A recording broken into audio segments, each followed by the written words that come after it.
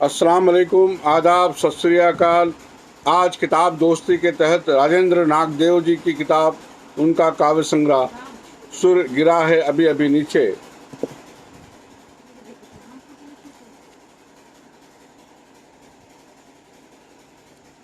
राजेंद्र नागदेव कवि, चित्रकार, वास्तुकार। जन्म उज्जैन 8 अगस्त 1941। Sir J college of architecture Mumbai में वास्तुकला का अध्ययन। 1966 में वास्तुकला में स्नातक उपाधि। 2001 में केंद्रीय कानून विभाग से वरिष्ठ वास्तुकार पद से सेवा निवृत्त। संप्रति स्वतंत्र लेखन कृतियाँ। सदी के इन अंतिम दिनों में काव्य संग्रह 1999। एक पत्ता थरथराता रहा काव्य संग्रह 1999। गूंगी घंटियां काव्य संग्रह 2002। चक्रवात सा घूमता है शून्य काव्य संग्रह 2005। अंधी यात्राएं काव्य संग्रह 2006। पत्थर में बंद आदमी काव्य संग्रह 2010। धुंध में और आकार का गद्य यात्रा वृत्त 2010। अनुवाद कविताओं का जापानी, बंगला, मराठी, अंग्रेजी, उर्दू में अनुवाद। और आने वाले साल में 5 किताबें इनकी उर्दू में आ रही हैं। सम्मान और पुरस्कार। अंधी यात्राएं पर राष्ट्रीय कवि मैथिली शरण गुप्त पुरस्कार 2008। चक्रवात सा घूमता है सुन पर हिंदी अकादमी दिल्ली द्वारा साहित्यिक कृति सम्मान 2005-06। अंधी यात्राओं पर अभय अंबिका प्रसाद दीव रजत अलंकरण वर्ष 2007 के लिए। अंधी यात्राओं पर स्पेनिन साहित्य गौरव सम्मान 2008-2009। पत्थर में बंद आदमी पर भारत एशियाई साहित्य अकादमी दिल्ली का साहित्य सचन सम्मान 2010। और भी बहुत सारे अवार्ड सम्मान मिले हैं और बहुत सारी चीज़ें इधर उधर शाये हुई हैं, उसका जिक्र कभी और। राजेंद्र नागदेव जी की किताब सुर गिरा है अभी अभी नीचे इन्होंने समर्पण किया है पत्नी शीला को, जिसके प्रत्येक प्रोच संबल के लिए मेरी कविता श्रेणी रहेगी।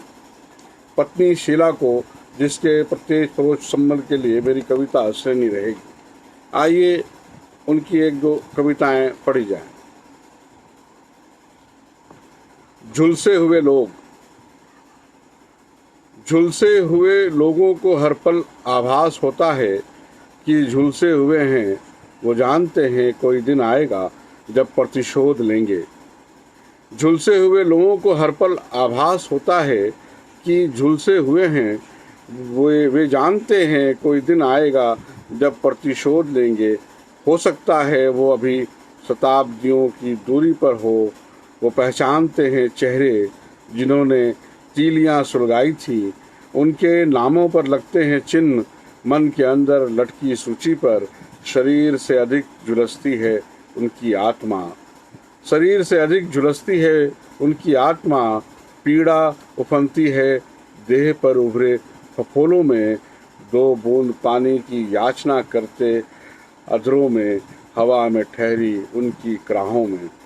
झुलसते हुए लोगों को हर पल आभास होता है कि झुलसे हुए हैं। वो जानते हैं कोई दिन आएगा जब प्रतिशोध लेंगे। हो सकता है वो अभी शताब्दियों की दूरी पर हो। वे पहचानते हैं चेहरे जिन्होंने तीलियां सुलगाई थी। उनके नामों पर लगाते हैं चिन्ह मन के अंदर लटकी सूची पर। शरीर से अधिक झुलसती है उनकी आत्मा। पीड़ा उफनती है देह पर उभरे फफोलों में। 2 बूंद पानी की याचना करते अधरों में। हवा में ठहरी उनकी कराहों में। कभी कभी झुलसे हुए लोगों को पता नहीं भी होता है उनके बारे में जो जलती मसाले फेंक कर छिप जाते हैं, मगर मरघट तक उनका पीछा करती रहती होंगी कराहें। ये तय है झुलसन अंतर की संतप्त घाटियों में पड़े रहने को विवश होती है किसी महासुर की रोशनी पहुंचने तक। झुलसन अंतर की संतप्त घाटियों में पड़े रहने को विवश होती है किसी महासुर की रोशनी पहुंचने तक। ऐसा भी होता है अंधेरी घाटियों में कभी चकमक पत्थरों के संघर्षण से अपने आप जन्म जाती है चिंगारी। ऐसा भी होता है अंधेरी घाटियों में कभी चकमक पत्थरों के संघर्षण से अपने आप जन्म जाती है चिंगारी। झुलसे हुए लोग जानते हैं झुलसना आकस्मिक नहीं होता। एक पूरी नदी ज्वलनशील तेल की बहाई जाती है, उछाल दी जाती है सहस्त्रों तिलियां हवा में, जैसे मनाया जा रहा हो दीपोत्सव। हर दिशा में बिखरी होती हैं माचिस की असंख्य खाली डिबियां, सबके मद रहना होता है मूक निश्चल समय जब तक हरी कंदील न दिखा दे। झुलसे हुए लोगों का केवल जान लेना कि जलाए गए हैं, जलाने वाले विचारों और हाथों के अंत की शुरुआत होती है। झुलसे हुए लोगों का केवल जान लेना कि जलाए गए हैं, जलाने वाले विचारों और हाथों के अंत की शुरुआत होती है। झुलसे हुए लोगों को कभी ऐसा भी लगता होगा कि उनका जल जाना परिस्थितियों का कुसंयोग है। जो हुआ उस समय हुआ जब उन्हें नहीं चाहिए था वहाँ होना, किसी का होना न होना किंतु परिस्थितियों के नियंत्रण में होता है। सच ये है कि कोई उत्पीड़क परिस्थितियों पर नहीं छोड़ देता योजना तो लघुतम दोष से भी रहित होती है। दक्ष होते हैं उत्पीड़क, पहले ही रची जा चुकी होती है पोथियाँ, लिखे जा चुके होते हैं नियम उपनियम, गढ़े जा चुके हैं तमाम बंद उपबंद। फिर बनेले जीवों की तरह लपलपाती जीभों और नाखूनों के साथ उन्हें छोड़ दिया जाता है। झुलसे हुए लोग जान गए हैं अब कि उनका नाम वसुधैव कुटुम्बकम में नहीं है। यह अधूरी वसुधा ही अब तक बताई जाती रही थी पूरी।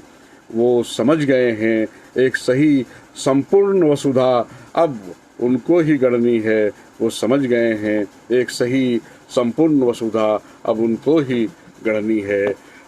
सुर गिरा है अभी अभी नीचे राजेंद्र नागदेव जी का काव्य संग्रह से ये कविता।